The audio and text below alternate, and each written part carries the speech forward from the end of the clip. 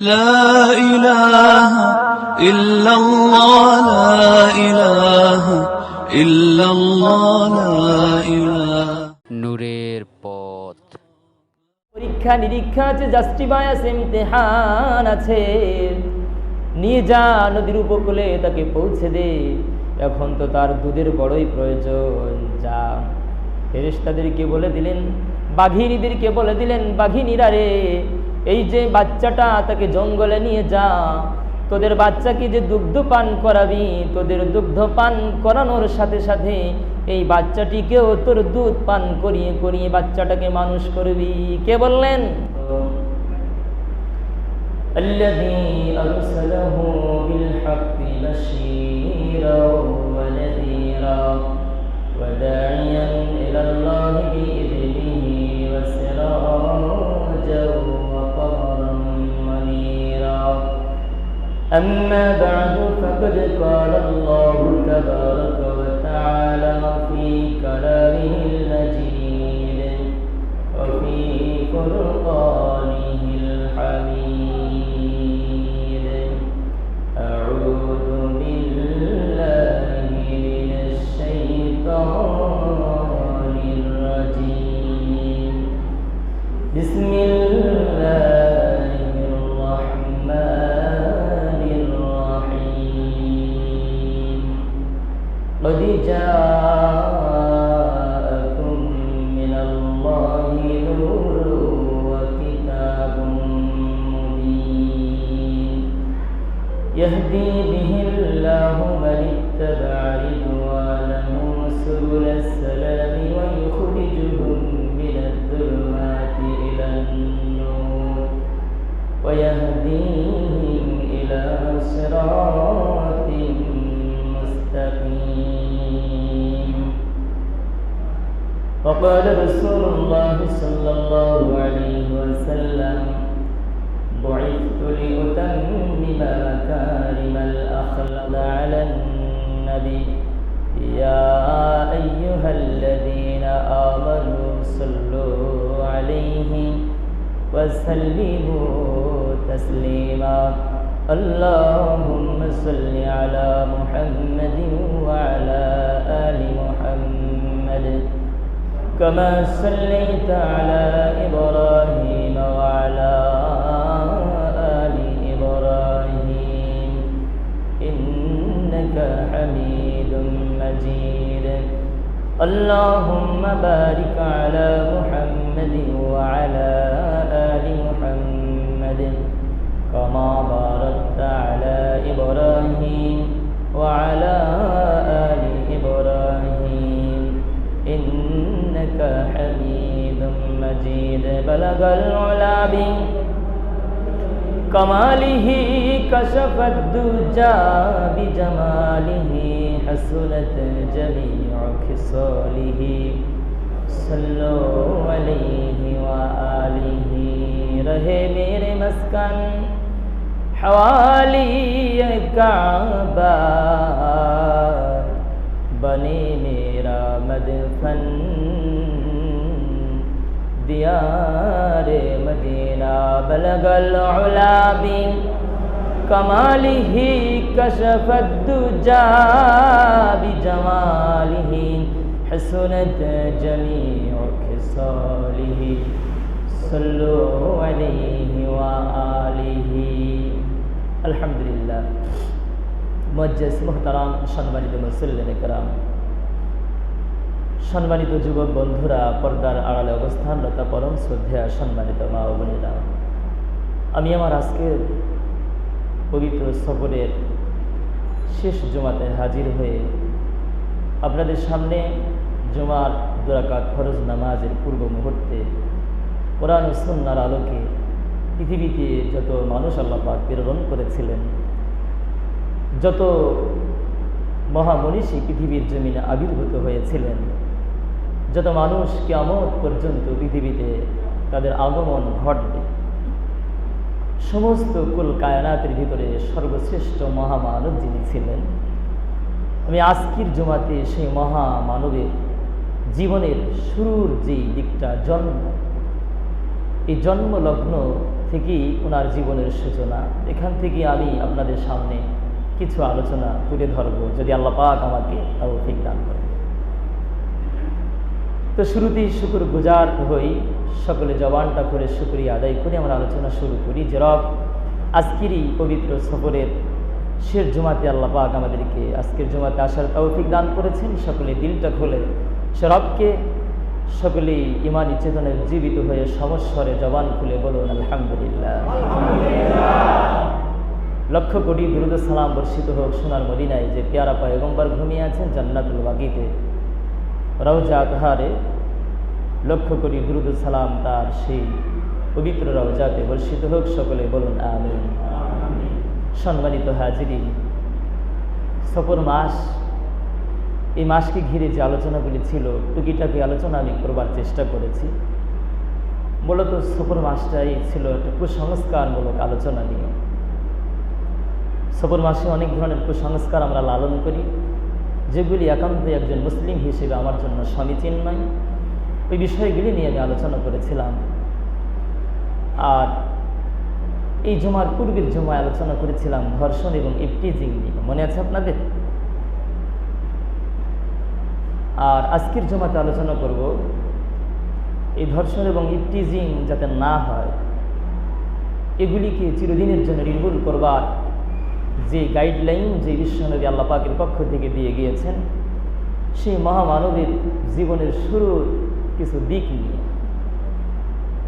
আসলেই আলোচনা তো বিশ্বনবীর জীবনে নিয়ে করব, কিন্তু চলমান যে ঘটনাগুলি আমার দেশে ঘটে যাচ্ছে, এগুলি একজন বিবেকবান মানুষের জন্য এটা মেনে নেওয়া অনেক দুষ্কর ব্যাপার, দুরূহ ব্যাপার। এগুলি সহজে একজন সুস্থ বিবেকবান মানুষ এগুলি মেনে নিতে পারে না। এই যে ঘটে গেল সাতক্ষীরার জমিনে, সাতক্ষীরার মাটিতে, একই পরিবারের 4 জন মানুষকে জবাই করে সেখানে ঘরের ভিতরে রেখে গেছে। দুর্বৃত্তরা এই ঘটনাটা ঘটালো, তবে সেখানে একটা অলৌকিক ঘটনা ঘটে গেছে। সেটা হলো যেই কুখ্যাত খুনি যারা খুন করে তারা তো অনেক সময় মাদক সেবী হয়ে নেশাগ্রস্ত হয়ে খুনগুলি ঘটায়। তো তাদের কাছে তো শিশু কিশোর আবাল বৃদ্ধা বনিতা কাউকেই তারা ছাড়ে না। কিন্তু আল্লাহ পাক একটা অলৌকিক ক্ষমতা তিনি দেখিয়ে দিলেন যে আল্লাহ পাক যদি কাউকে বাঁচায় রাখতে চান, পৃথিবীর কেউ তাকে মারতে পারে না। আচ্ছা, জীবন দেওয়ার মালিক কে? মারার মালিক আল্লাহ। তাহলে হায়াতের মালিক বোঝা যায় আল্লাহ। আল্লাহ বাঁচায় রাখলে আল্লামা শফির মতো একজন মানুষকে 100 বছরের ঊর্ধ্বেও বাঁচায় রাখতে পারে। আর আল্লাহ যদি না চান যে ও বাঁচবে না, নুসরাত জাহানের মতো একজন যুবতী মেয়েকেও আগুনে দগ্ধ হয়ে তাকে পৃথিবী থেকে অল্প বয়সী মরতে হয়। ওটা বাদ দিলাম, নারায়ণগঞ্জ মসজিদের ভিতরে যে আগুন লেগে গেল, ছোট্ট একটা শিশু মারা গিয়েছিল আগুনে পুড়ে। আপনারা শোনেন নাই ঘটনা? শুনেছিলেন। সবাই মারা গিয়েছে, আব্বু ওই সন্তানটিকে মসজিদে নিয়ে গিয়েছিল নামাজের জন্য। আপনারা তো নিয়ে যান বিভিন্ন জায়গায় রং তামাশা দেখার জন্য। ওই বাপটা ভালো, মাটাও ভালো, তাই তো মা টিভিটা বন্ধ করে দিয়ে বলেছে আগে নামাজটা পড়ে আসো, তাই না? তো ছোট্ট বাবুটা নামাজের জন্য গিয়েছিল, কিন্তু তার নিয়তির নির্মম পরিহাস, তার জীবনের শেষ পরিসমাপ্তি মসজিদের ভিতরেই ছিল। তাই তার হায়াতটা মসজিদের ভিতরে শেষ হয়ে গিয়েছে, করবার কিছু নাই এবং এখানে দুঃখ পাওয়ারও কিছু নেই। ভাগ্যটা ভালো, তাই মসজিদের ভিতরেই আল্লাহ তার জীবনটা শেষ করে দিয়েছেন। আর ভাগ্য, সৌভাগ্যবান তারা। আপনিও দোয়া করবেন আল্লাহ নারায়ণগঞ্জের মতো ভাগ্যবান যেন আমরাও হতে পারি। আগুন লেগে যাক না, কি হয়েছে তাতে? মসজিদে এসেই তো আপনার জীবনটা গেল, আপনি সৌভাগ্যবান।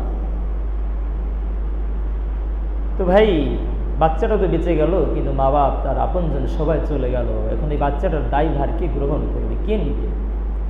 এ ধরনের খুন, ঘুম, অপহরণ, ইফটিজিং আমার দেশে নিত্যদিনের সকাল সন্ধ্যার নাস্তা হয়ে গেছে। আল্লাহ যেন এই বাংলার 56,000 বর্গ মাইলের এই সরলমনা মানুষ মুসলিম উম্মাহকে আল্লাহ পাক যেন এই ধরনের খুনের হাত থেকে যেন ভবিষ্যৎ প্রজন্মকে হেফাজত দান করে, বলুন আমিন। চলুন এই খুন, গুম, অপহরণ, ইফটিজিং বন্ধ হবে বিশ্বনবীর জীবনী থেকে যদি শিক্ষা নিতে পারি। ওই শিক্ষা দীক্ষাগুলি যদি আমাদের বাস্তব জীবনে, আমাদের পারিবারিক জীবনে, আমাদের সামাজিক জীবনে আমাদের রাষ্ট্রীয় জীবনে, আমাদের আন্তর্জাতিক অঙ্গনে যদি নবীর আদর্শ আমরা বাস্তবায়ন করতে পারি, তাহলে খুন তো হবেই না, বরং একজন খুনিও একজন কোটিপতিকে সে তার অস্ত্র দিয়ে, যে অস্ত্র দিয়ে মানুষকে সে খুন করেছে, সেই অস্ত্র দিয়ে তাকে পাহারা দিবে। ঠিক কেন বলুন? কিন্তু নবীর আদর্শ থাকা লাগবে। নবীর আদর্শ যখন লঙ্ঘিত হবে, তখন শুধু খুনি না, গুমি না, আগুনে পোড়াই না, আরো অনেক খারাপ কিছু হতে পারে আমাদের জীবনে, আমাদের জন্য। তো চলুন বিশ্বনবীর জীবনী নিয়ে আমরা কথা বলি। তো বিশ্বনবী যে মাসে পৃথিবীতে আগমন করেছিলেন, সেই মাসটি কিন্তু রবিউল আউয়াল মাস অধিকাংশের মতে। তবে নবীর জন্ম যে রবিউল আউয়ালে, এ ব্যাপারে যথেষ্ট পরিমাণ কি আছে, ইখতিলাফ আছে, মতানৈক্য, মতবিরোধ আছে, যথেষ্ট পরিমাণ মতবিরোধ আছে। কেউ কেউ বলেছে রবিউল আউয়ালের 1 তারিখে, কেউ বলেছে 10 তারিখে নবীর জন্ম, কেউ বলেছে 8 তারিখে, কেউ বলেছে 12 তারিখে, কেউ বলেছে 17 তারিখে, কেউ বলেছে 22 তারিখে, আবার কেউ বলেছে না, নবীর জন্ম রবিউল আউয়ালেই না, নবীর জন্ম হচ্ছে মাহে রমাদান। এ ব্যাপারেও অনেক মন্তব্য আছে। তবে নবীর ইন্তেকাল যে রবিউল আউয়ালে, এ ব্যাপারে সকলেই মোটামুটি একমত যে নবীর জন্ম রবিউল আউয়ালের সোমবার 12 তারিখ। তো আমরা এখান থেকে বলি যে নবীর ইন্তেকালে তো একজন সুস্থ বিবেক সম্পন্ন মানুষ কখনো উল্লাস করতে পারে না, পারে? নবীর বিদায় মানে কি আমাদের জন্য অত্যন্ত এটা শোকের খবর, শোকের সংবাদ। আমরা এই দিনে আমরা আনন্দ করব কি করে? এই দিনে তো আমাদের জন্য অনেক বড় বেদনা, ব্যথা যে আমার রাসূল চলে গিয়েছে, যে নবীর জন্য আমি, যে নবীর জন্য এই পৃথিবী, যে নবীর জন্য আসমান ও জমিন, যে নবীর জন্য কুল কায়নাত, যে নবীর জন্য চন্দ্র এবং সূর্য, সে নবী তো চলে গিয়েছেন 12ই রবিউল আউয়াল। তা আমি উল্লাস করব কি করে? এই দিনে তো আমাকে ভরাক্রান্ত হৃদয় নিয়ে নবীর জন্য বেশি বেশি চোখের পানি ফেলে দোয়া করার দরকার ছিল, বেশি বেশি দুরূদ ইব্রাহিমের আমল করা এই দিনে আমার জন্য করণীয় ছিল। এই দিন আনন্দের দিন না। যারা বলে ঈদে মিলাদুন্নবী এই দিন, ওটা চরম বিয়াদব, ওটা আশিকের নামে ফাসিক। আমি মনে করি ওটা আশিক না, ওটা ফাসিক। ঈদ মুসলমানদের জন্য 2টা, ঈদ কখনো 3য়টা হতে পারে না। ওটা আনন্দের ভিন্ন জিনিস, কিন্তু ওটাকে ঈদ নাম কে দিল? আপনি আপনার বাবার পকেট থেকে, নিজের পকেট থেকে বানাই দিলেই তো ওটা শরিয়াতে স্বীকৃতি পাবে না। কি বলেন? ঈদ মুসলিমের জন্য, মুসলিম উম্মার জন্য 2টা, একটা হচ্ছে ঈদুল ফিতর, অপর ঈদের নাম কি ঈদুল আজহা। 2টা ঈদ, 3য় কোন ঈদ মুসলমানের জন্য নয়। এখন নবীর জন্মটা যে হলো, আমি নবীর জন্ম নিয়ে কেন আলোচনা করব ভাই? নবীর জন্মের ভিতরে তো আমাদের জন্য শিক্ষণীয় তেমন কিছু নেই। হ্যাঁ, এজন্য করব যে পৃথিবীতে কিছু মানুষ, কিছু নবীদের জন্ম হয়েছে ব্যতিক্রম ভাবে, এটার ভিতরে কিছু অলৌকিকতা আছে। যেমন পৃথিবীতে একজন পয়গম্বর, পৃথিবীর শুরুর পয়গম্বর যিনি পৃথিবীতে জন্মগ্রহণ করেছিলেন, আল্লাহ পাক যাকে বানিয়ে তৈরি করে, সৃষ্টি করে জান্নাতের ভিতরে রেখে দিয়েছিলেন, ওনার কি বাপ এবং মা কেউ কি ছিল? আপনারা কি বলেন, ছিল? যেই নবী হচ্ছেন হযরতে আদম আলাইহিস সালাম, যিনার মাও নাই, বাপও নাই। অনেকেই হযরতে ঈসা আলাইহিস সালামের জন্ম নিয়ে আশ্চর্য হয় যে বাপ ছাড়া কি করে জন্ম নিল, এটা আশ্চর্য ব্যাপার। কিন্তু এর থেকেও তো আরো আশ্চর্য ব্যাপার যে হযরতে আদম আলাইহিস সালামের মাও নাই, বাবাও নাই। মা বাপ বিহীন আল্লাহ পাক তিনাকে জন্ম দিয়েছিলেন, মাটি থেকে যিনাকে তৈরি করেছিলেন। হযরত ঈসা আলাইহিস সালামের জন্মটা আশ্চর্যজনক জন্ম, যে জিবরিল আমিন আল্লাহ পাক ওনাকে পাঠালেন। উনি হযরত ঈসা আলাইহিস সালামের মা মারিয়াম বিনতে হান্নার মুখের ভিতরে ফু দিলেন, কিংবা কোনো কোনো বর্ণনা এসেছে বুকের কাপড় ফাঁকা করে ফু দিয়েছিলেন, কোনো কোনো বর্ণনা এসে আস্তিন ফাঁকা করে ফু দিয়েছিলেন। সাথে সাথে উনি প্রেগনেন্ট হয়ে গেলেন, গর্ভবতী হয়ে গেলেন। এটা আশ্চর্য না? আপনারা কি বলেন, ব্যাপারটা কি আশ্চর্য না? আশ্চর্য ব্যাপার। কারণ প্রেগনেন্ট হতে গেলে তো একজন মেয়ের জন্য বৈবাহিক জীবনে তাকে আবদ্ধ হতে হয়, বৈবাহিক বন্ধনে আবদ্ধ হওয়া লাগে, তারপরে স্বামী স্ত্রীর মাধ্যম দিয়েই তাকে প্রেগনেন্ট হওয়া লাগে। কিন্তু এটা কি করে সম্ভব? হ্যাঁ, সম্ভব কার জন্য? যেটা পৃথিবীর মানুষের জন্য যেটা অসম্ভব, সেটা সম্ভব কার জন্য? আমার আল্লাহর জন্য। এই জন্যই আমরা পান্দেন আমার ভিতরে পড়েছি যে বেপেদার ভর জানদে পাইদা ও কোনা তিফলেরা দর মাহদে গোয়া ও কোনা। বেপেদার ফর জানদে পাইদা ও কোনা, তিনি পিতাবিহীন জন্ম দিয়েছিলেন কাকে? হজরতে ঈসা আলাইহিস সালামকে। তিফলেরা দর মাহদে গোয়া ও কোনা, মায়ের কোলেই এই দুগ্ধপোষ্য শিশু মায়ের সতীত্বের ব্যাপারে অকপটে বলেছিল, ক্বালা ইন্নী আব্দুল্লাহ আতানিয়াল কিতাব ওয়া জাআলানি নাবিয়্যা ওয়া জাআলানি মুবারাকান আইনামা কুনতু ওয়া আওসানি বিস-সালাতি ওয়াজ-যাকাতি মা দুমতু হাইয়্যা ওয়া বাররাম বিওয়ালিদাতি ওয়া লাম ইয়াজআলনি জাব্বারান শাকিয়্যা। এটা হযরত ঈসা আলাইহিস সালামের বক্তব্য ছিল, যেটা 16 নম্বর পারার ভিতরে রেকর্ড হয়ে আছে, এখনো কিয়ামত পর্যন্ত থাকবে। ঈসা আলাইহিস সালামের জন্মটা একটা অলৌকিক জন্ম। আরেকজন ব্যক্তির জন্মটা অলৌকিক আছে, বলতে পারবেন কে? বলেন তো, কেউ পারেন নাকি? একটা প্রশ্ন রাখলাম আপনাদের মাঝে, পারবেন? এই ব্যাপার নিয়ে খুব একটা ঘাটাঘাটি নাই, তাই আমরা বলতে পারবো না। কিংবা অনেকে পারলেও এখন বুকে আসতেছে কিন্তু মুখে আসতেছে, এরকম হয়েছে না যে বুকে আসে মুখে আসে না। অনেক জিনিস আছে, আরে বলবো ভাই, কিছু বলতে চাই না, এখানে আসে বেঁধে গেছে, ডেলিভারি হচ্ছে না, এরকম হয় অনেক সময়। অপর একজন ব্যক্তি যিনার জন্মটা অলৌকিক পূর্ণ জন্ম ছিল, বন্ধুরা আমার, তিনি একজন অনন্য ব্যক্তি, তিনি হচ্ছেন সাদ্দাত। কে বলেন? সাদ্দাতের জন্ম হয়েছিল অলৌকিকভাবে। নদীর ভিতর দিয়ে নৌকা স্টিমার চলতেছিল, পানির উতাল পাতাল তরঙ্গমালার আঘাতে ওই নৌকাতে, ওই স্টিমারে যারা ছিল আরোহী সকলেই মারা গেল। মাও মারা যাবে যাবে ভাব, কিন্তু পেটের ভিতরে তো সন্তান রয়েছে। আল্লাহ পাক বললেন, ওগো ফেরেশতারা, দ্রুত এই মায়ের পেট থেকে সন্তানটাকে ডেলিভারি করে দাও। সন্তানের যখন ডেলিভারি হয়ে গেল, এই নদীর মাঝ নদীর ভিতরে সন্তানটা এখন কেমন করে, সে তাকে, তার মাকে যদি মেরে ফেলা হয় তাকে বাঁচাবে কে? এখন তো সন্তানের দুধ খাওয়ারও বড়ই প্রয়োজন। তবে আল্লাহ পাকের কি অসীম কুদরত, এই মাকে আল্লাহ পাক মেরে ফেললেন। এখন যেই কাষ্ঠখণ্ডের উপরে মা এবং শিশু নদীর উপর দিয়ে ভাসমান ছিল, আল্লাহ পাক কাষ্ঠখণ্ডকে অর্ডার করে দিলেন, নির্দেশ করে দিলেন, এই কাষ্ঠখণ্ড,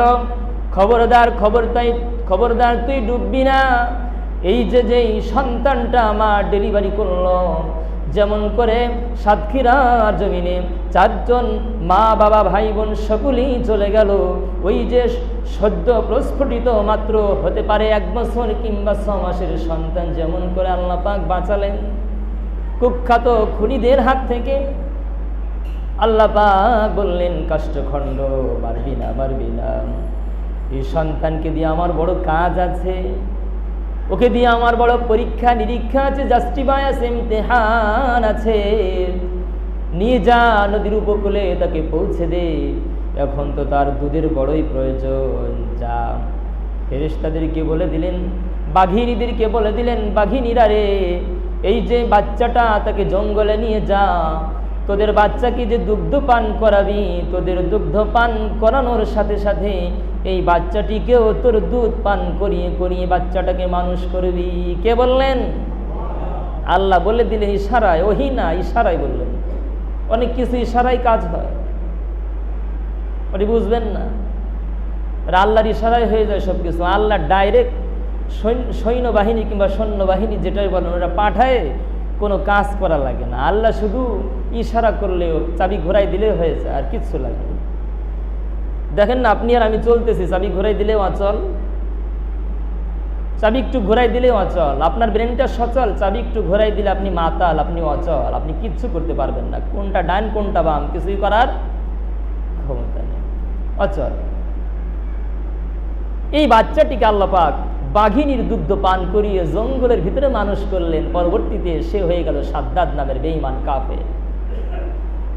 অলৌকিক কিছু ঘটনা আল্লাহ পাক ঘটান, দেখতে পেরেছেন? 4 জন সন্তান। চতুর্থ নাম্বার, যিনি পৃথিবীর সর্বশেষ সন্তান এবং সর্বশ্রেষ্ঠ সন্তান, যিনি পৃথিবীর জমিনে আবির্ভূত হয়েছিলেন মা আমেনার কোলে, তিনি হচ্ছেন বিশ্ব নবী, রহমতের নবী, দয়ার নবী, শ্রেষ্ঠ মহামানব, যিনি জনাবে মুহাম্মদ রাসূলুল্লাহ সাল্লাল্লাহু আলাইহি ওয়াসাল্লাম। ওনার জন্মটাও বড় আশ্চর্যজনক জন্ম ছিল। কিভাবে আশ্চর্যজনক জন্ম হলো? মায়ের পেট থেকে, মা আমেনার গর্ভ থেকেই তো জন্ম নিয়েছে। এটার ভিতরে আশ্চর্যের কি আছে? পরে বন্ধু, আশ্চর্যের বহু বিষয় আছে। আপনি সিরাতে মুস্তাফা খুলে দেখেন, সিরাত ইবনে হিশাম আপনি খুলে দেখুন, কি আশ্চর্য আশ্চর্য বিষয় বিশ্বনবীর জন্মের ভিতরে রয়েছে। আমি তো মায়ের পেটে ছিলাম, আপনার মা গর্ভবতী হয়েছিল, প্রেগনেন্ট হয়েছিল, কিন্তু কত যন্ত্রণা আপনি মাকে দিচ্ছেন আপনি জানেন? আপনি তো জানেনই না।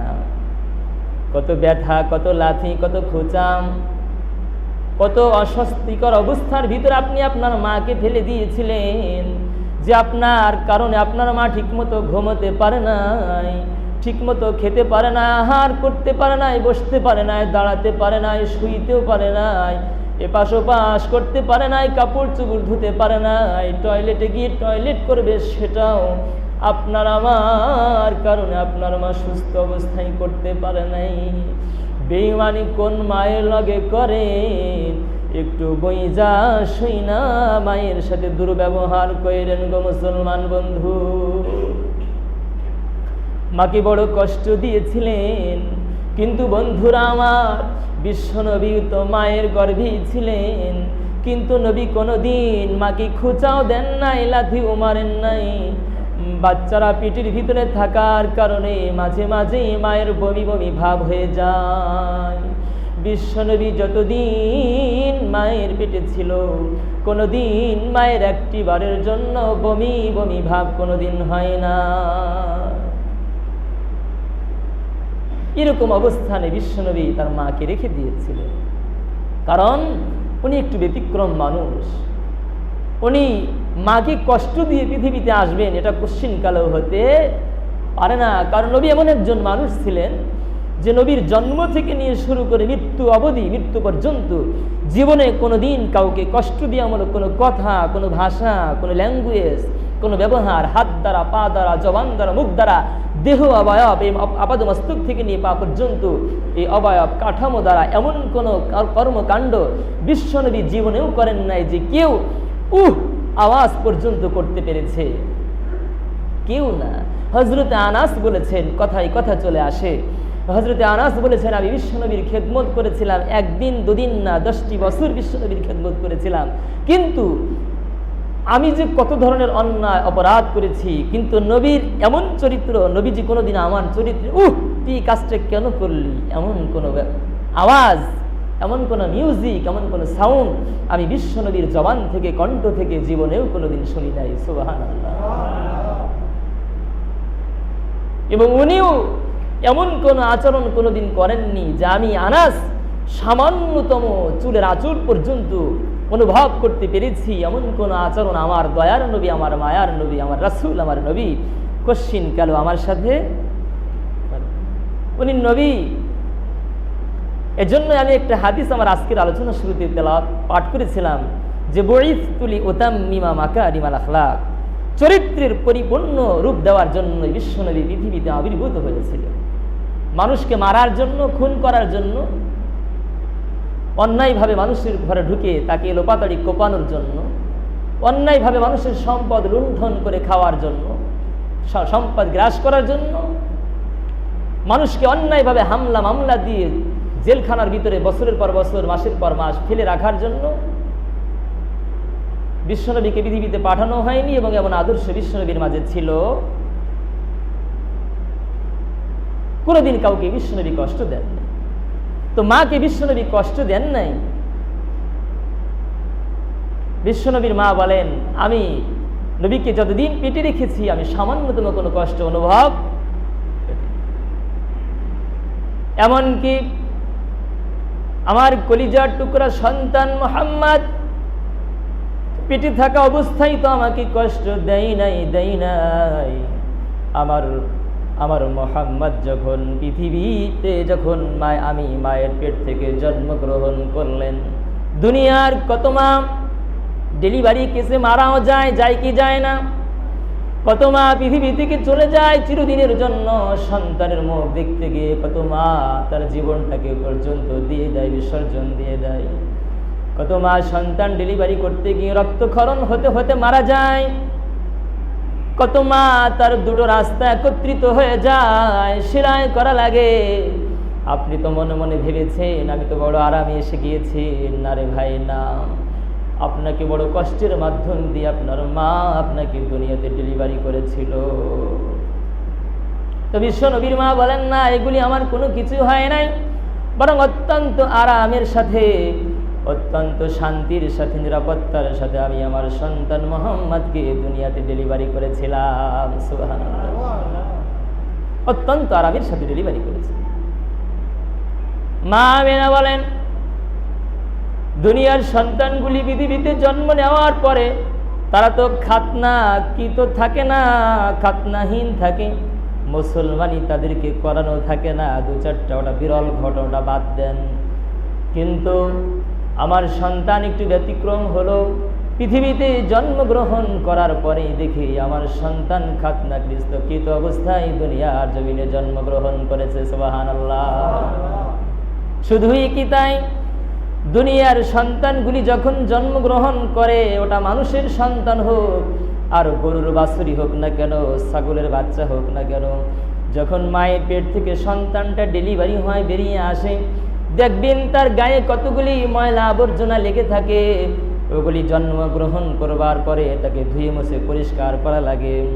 দুনিয়ার যারা সন্তান হয়ে আপনি আর আমি পৃথিবীর জমিনে আলো বাতাস দেখেছি, আপনারা আমার গায়েও কিন্তু প্রচুর পরিমাণ ময়লা আবর্জনা লেগেছিল।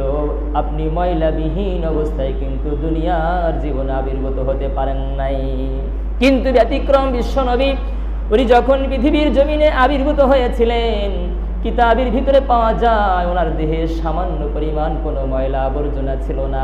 লিট অ্যান্ড ক্লিন, সম্পূর্ণ পরিষ্কার পরিচ্ছন্ন অবস্থায় বিশ্ব নবী দুনিয়ার জীবনে আবির্ভূত হয়েছিলেন। সুবহানাল্লাহ। কারণ নবী তো পবিত্র, এর জন্য জন্মের মাধ্যম দিয়েই বুঝিয়ে দিলেন আল্লাহ যে আমার নবী জন্মের আগেও পবিত্র, জন্মের পরেও আমার নবী পুত পবিত্র, কোনো ময়লা আবর্জনা, দুনিয়ার কোনো গান্ধা আবর্জনা, গুনাহ পাপাচার এগুলি আমার নবীর গায়ে কখনো লাগতে পারবে না। জন্মের আগেও পবিত্র, জন্মের পরেও পবিত্র। তো ভাইয়েরা আমার, এই আশ্চর্য কিছু কারিশমা বিশ্বনবীর জন্মের ভিতরে আছে। আর অনেক বিষয় আছে, বিশ্বনবী যখন জন্মগ্রহণ করেন, বন্ধুরা আমার, বিশ্বনবী জন্মের সাথে সাথে সিজদায় লুটিয়ে পড়ে গিয়েছিলেন, দীর্ঘ সময় একটা সিজদা দিয়েছিলেন এবং সিজদার মাধ্যম দিয়ে বিশ্বনবী একটা দোয়াও পাঠ করেছিলেন। বিশ্বনবী জন্মের সাথে সাথেই কিন্তু অন্যান্য সন্তানরা মায়ের দুগ্ধ পান করে, কিন্তু দয়ার নবী জন্মের সাথে সাথেই কিন্তু মায়ের দুগ্ধ মুখে নেয় নাই। বলবেন কেন? সিরাতে মুস্তাফার ভিতরে এসেছে, বিশ্বনবী যখন জন্মগ্রহণ করেছিলেন তখন দয়ার নবী মায়ার নবীর মুখের ভিতরে একটা জিন তার আঙ্গুলগুলি পুরিয়ে রেখে দিয়েছিল, গালের ভিতরে মুখের ভিতরে ঢুকিয়ে রেখে দিয়েছিল।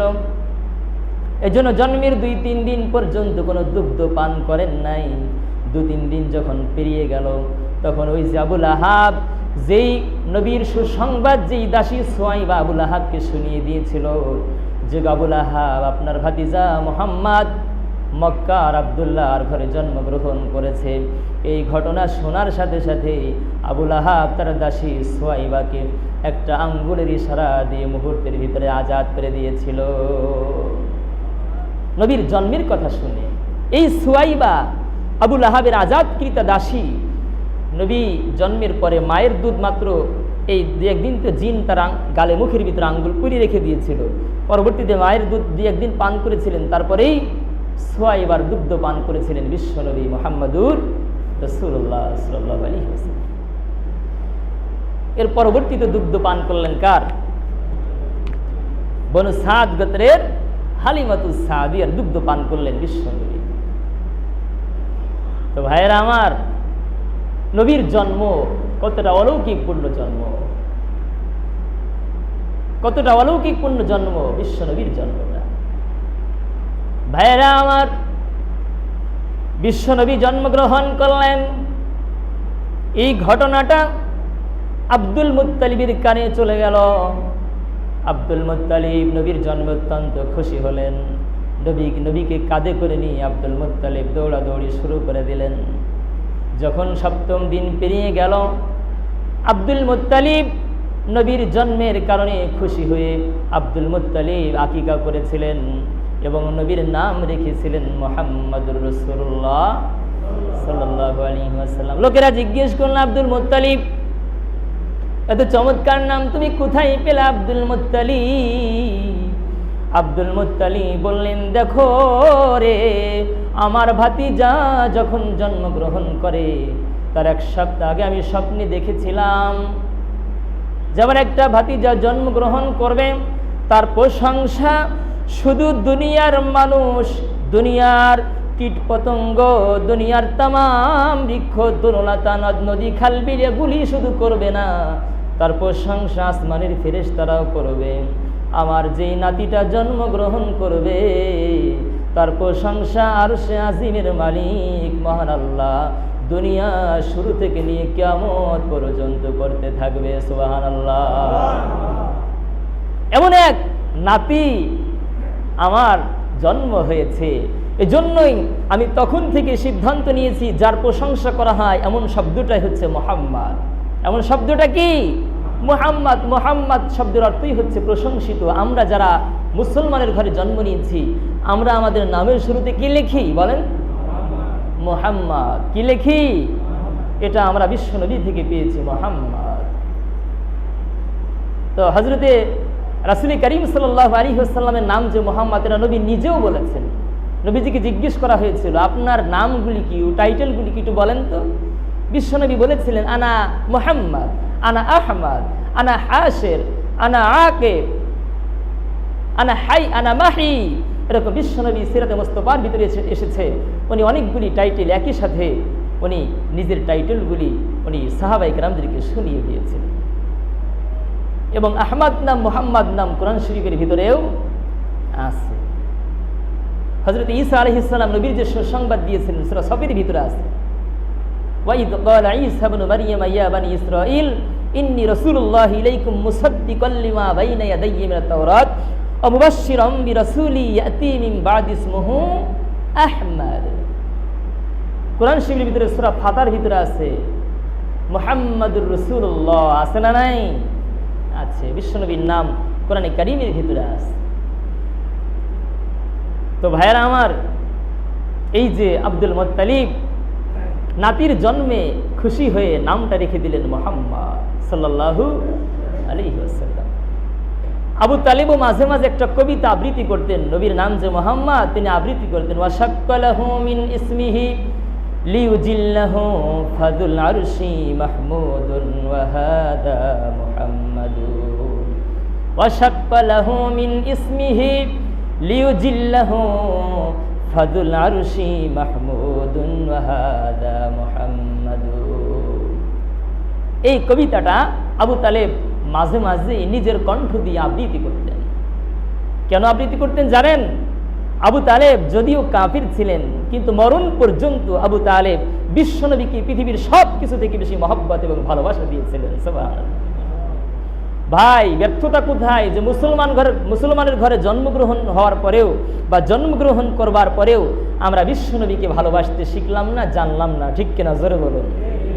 কিন্তু একজন কাট্টা কাফির হওয়ার পরেও মানে তার জীবদ্দশায় যতদিন তিনি পৃথিবীর জমিনে বেঁচে ছিলেন ততদিন তিনার সর্বাত্মক সহযোগিতা তিনি বিশ্বনবীকে দিয়েছিলেন। আবু লাহাবের মতো একটা কাট্টা কাফের নবীর জন্মে খুশি হয়ে তিনার দাসী সুহাইবাকে সাথে সাথে আজাদ করে দিলেন। হযরত আব্বাস রাদিয়াল্লাহু তাআলা আনহু একদিন স্বপ্নে দেখতেছেন কাকে? আবু লাহাবকে। এটা সিরাতে মুস্তাফার ভিতরে এসেছে। স্বপ্নে দেখে জিজ্ঞেস করতেছেন, ওগো আবুল আহাব, তুমি তো আজীবন বিশ্ব নবীকে কোনোদিন মানো নাই, কোনোদিন নবীর পথে চলো নাই, আজীবন তুমি নবীর বিরোধিতা করেছো। এমনকি নবী যখন সর্বপ্রথম ওহী প্রাপ্ত হওয়ার পরে ওই জাবাল রহমতের পাদদেশে আমাদেরকে দাঁড় করিয়ে বলেছিলেন, আমি যদি তোমাদেরকে বলি যে অপর প্রান্ত থেকে শত্রুপক্ষ তোমাদের উপর আক্রমণ করবে, ওগো কুরাইশের বন্ধুরা, তোমরা আমাকে বিশ্বাস করবে কিনা বলো? তোমরা বলেছিলে হ্যাঁ করব, কিন্তু যখন তিনি বলেছিলেন আমি তোমাদের কাছে বিশ্ব নবী, শেষ নবী, শ্রেষ্ঠ নবী হিসেবে প্রেরিত হয়েছি, তোমরা আমাকে মেনে নাও, আনা মুহাম্মদ রাসূলুল্লাহ, আনা খাতামুন নবীন, তোমরা আমাকে মেনে নাও। তখন আবুল আহাব তুমি অকথ্য ভাষায় বিশ্ব নবীকে গালাগালি করেছিলা। আচ্ছা, তারপরে বুঝলাম গালাগালি না করলাম, মরণ থেকে তো আর বাঁচতে পারো নাই, যে নবীকে গালাগালি করে যে মরণ থেকে বাঁচতে পারছো, বিষয়টা তো এমন না। তো মরণ যখন তোমার হয়ে গিয়েছে, আচ্ছা বলো তো দেখি আল্লাহ তোমার সাথে কেমন ব্যবহার করেছে? আবুল আহাব বলল, দেখুন আব্বাস, বিশ্ব নবী যখন পৃথিবীর জমিনে আবির্ভূত হয়েছিলেন, নবীর জন্মের সুসংবাদটা যখন সুহাইবা আমার দাসী যখন আমার কাছে শুনিয়ে দিল, আমার সামনে আমার অনেক টাকার সম্পদ, আমার একজন দাসী দাঁড়িয়েছিল, তার নাম সুহাইবা। আমি নবীর জন্মের সাথে সাথে খুশি হয়ে সুহাইবাকে মুহূর্তের ভিতরে আজাদ করে দিয়েছিলাম। তো যেই দিন আজাদ করে দিয়েছিলাম দিনটা ছিল সোমবার, কালেকশন শুরু করে দেন। তো ওই দিনটা ছিল সোমবার, এজন্য প্রতি সোমবারে আমার শাস্তিটা একটু লাঘব করা হয়, কমানো হয়। এমনকি অন্য বর্ণনা এসেছে, আমি যে আঙ্গুল দিয়ে ইশারা করে আমার দাসী সুহাইবাকে আজাদ করে দিয়েছিলাম, প্রতি সোমবার দিন, প্রতি সপ্তাহে একদিন ওই আঙ্গুলটা আমি যখন একটু মুখে দিই, আমার আঙ্গুল থেকে একটু পানি বের হয় ঝর্ণার মতো। তখন ওই পানিটা পান করে আমার শাস্তি ক্ষণিকের জন্য হলে একটু লাঘব হয়, একটু হালকা হয়। চিন্তা করেছেন যে নবীর মহব্বত এতটুকুন করবার কারণে জাহান্নামের শাস্তি পর্যন্ত লঘু হয়ে গেল। তো আপনি আর আমি নবীর মহব্বতে কি করতে পেরেছি? কে কে আছেন গো? নবীজি মুখে দাড়ি রেখেছিলেন, নবীজি মাথায় টুপি পরিধান করেছিলেন, নবী আমার গায়ে পাঞ্জাবি পরিধান করেছিলেন, নবী আমার বিরাসের পরিবর্তে মিসওয়াক ব্যবহার করতেন, নবী জীবনেও কোনোদিন ডাইনিং টেবিলে খানা খান নাই, নবী জীবনেও কোনোদিন বৈবাহিক জীবনে অনুষ্ঠান করে গান বাজনা ঢাল তবলা বাজিয়ে কোনোদিন ড্যাক সেট বাজিয়ে বিবাহ অনুষ্ঠান করেন নাই, নবী কোনোদিন দাঁড়িয়ে দাঁড়িয়ে প্রস্রাব তো দূরের কথা, দাঁড়িয়ে দাঁড়িয়ে নবী জীবনেও কোনোদিন খানা পর্যন্ত খান নাই, নবী কোনোদিন মিথ্যা কথা বলেন নাই, সুদে ঘুষে টাকা নবী জীবনেও কোনোদিন লাগান নাই, নবী জীবনেও কোনোদিন বিবিদেরকে বেপরদায় পরিচালিত করেন নাই। ওগো বন্ধু, কে গো আছেন আজকের এই ভরা মজলিসের ভিতরে বলতে পারবেন হুজুর আমি যুবক মানুষ, এতদিন পর্যন্ত মুখে ব্লেড লাগিয়েছি, সেলুনে গিয়ে বারবার আয়নার দিকে আমি তাকিয়েছি, আর আমি বলেছি ওগো saloon master, cutting master, hair cutting master, আপনি আমার দাড়িটা সুন্দর করেছে, সেদিন আমি একটু অমিতাভ বচ্চনের মতো হতে চাই। আজকে থেকে বলবেন হুজুর আমি আগে দাড়ি রেখে দিয়েছি, আজকে আর নতুন করে কি বলবো? আজকে কোনো যুবক বন্ধু আমার আছো নাকি বলো যে হুজুর আজকে থেকে আমি দৃঢ় প্রতিজ্ঞাবদ্ধ হতে চাই যে জীবনেও কোনো দিন আর আমি আমার মুখে আমি কোনো দিন খোর লাগাবো না। এমন কোনো বন্ধু যদি থাকেন দুটো হাত আমার আল্লাহকে একটু দেখাই দেন, আছেন নাকি কোনো বন্ধু যে জীবনে কোনো দিন দাড়িতে খুর দিব না, বেলেট লাগাবো? আর কি কোনো যুবক বন্ধু আছেন হুজুর আমি আজকে থেকে সিদ্ধান্ত নিব জীবনেও কোনোদিন আমি আমার পয়গম্বর আমার রাসূলকে কষ্ট দিতে চাই না? আছেন নাকি কেউ? বলেন আছেন আর কেউ? বন্ধুরা আমার, বিশ্বনবীর জন্মের ভিতরে বহু শিক্ষা আছে, শেষ পর্যন্ত নবীর জন্মের ভিতরে শিক্ষা রয়ে গিয়েছে। মা আমিনার দুগ্ধ যখন শেষ হয়ে গেল, মক্কার একটা প্রথা ছিল, মক্কার সন্তানেরা ভালো ভাষা শেখার জন্য একটু গ্রাম্য পরিবেশে তাদেরকে পাঠানো হতো। এখনকার তুলনায় একটু ব্যতিক্রম সিস্টেম। এখন তো ভালো ভাষা শেখার জন্য ঢাকা ভার্সিটিতে পাঠানো লাগে, কিন্তু মক্কার সেই তৎকালীন যুগের সিস্টেমটা ছিল ভালো ল্যাঙ্গুয়েজ শিখবার জন্য, ভালো ভাষাভাষী হওয়ার জন্য, স্বাস্থ্যটা একটু সুঠাম হওয়ার জন্য তাকে গ্রাম্য পরিবেশে পাঠানো হতো। তো বিশ্বনবীকে গ্রাম্য পরিবেশে পাঠানো হবে, কিন্তু এতিম সন্তান, বাবাও নাই, মা থাকতেও নাই, কারণ এতিম, বাবা নাই, এতিম নেবে কি? তো সেই বনু সাদ গোত্রের অনেক মহিলারা মক্কার মাটিতে সন্তান, দুগ্ধপোষ্য সন্তান নেওয়ার জন্য এলো। এখন সমস্ত মহিলারা চলে যায় বিশ্বনবীর কথা শুনে, এটা এতিম সন্তান, বাপ নাই, মা থাকতেও তো নাই, টাকা পয়সা দিতে পারবে না, ওটাকে নিয়ে তো বোঝা বহন করা ছাড়া আর লাভ নাই, কেউ নেই না। হালিমাতু সাদিয়া প্রথম দেখেছিল, কিন্তু যখন তারা সকলেই সন্তান নিয়ে ফিরে যাচ্ছে, হালিমাতু সাদিয়ার ভাগ্যে কোনো সন্তান মেলে নাই।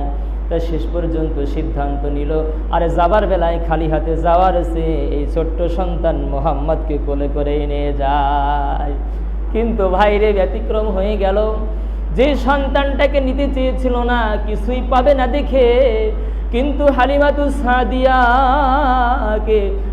সাদিয়া যখন মোহাম্মদ আরবিকে কোলে তুলল, যেই হালিমাতু সাদিয়া বলেছে তার বর্ণনা মতে, ইতিপূর্বে হালিমাতু সাদিয়া যেই বনু সাদ গোত্রে এমন দুর্ভিক্ষ শুরু হয়েছিল, খাবার নাই, আহার নাই, পানিও নাই, কিছুই নাই। হালিমাতু সাদিয়ার নিজের বুকের স্তনগুলি শুকিয়ে গিয়েছে, কেমন যেন মরুভূমি হয়ে গিয়েছে, বুকে দুধ নাই, নিজের সন্তান আব্দুল্লাহ পর্যন্ত দুধ পান করতে পারে না। নিজের যে উষ্ট্রিটা নিয়ে, যে উষ্ট্রির পিঠে বহন করে এই মক্কার মাটিতে এসেছে, উষ্ট্রিটা চলতেই পারে না, উষ্ট্রির বানে দুধ নাই, একদম দুর্বল হয়ে গিয়েছিল। সমস্ত মহিলারা তাদের উষ্ট্রির উপরে আরোহণ করে অত্যন্ত ক্ষিপ্র গতিতে মক্কার মাটিতে পৌঁছে গিয়েছিল, কিন্তু হালিমাতু সাদিয়া যখন আসতেছিল, সকলের পিছনে অত্যন্ত ধীর গতিতে তার উষ্ট্রিটা চলতেছিল। বল নাই, খাবার নাই, পেটে বল নাই, দুধ নাই, বানে কিচ্ছু নেই। কিন্তু মুহাম্মদ সাল্লাল্লাহু আলাইহি সাল্লামকে যখন কোলে তুলল, হালিমাতু সাদিয়ার বক্তব্য, বন্ধুরা আমার, বড় আশ্চর্য বক্তব্য।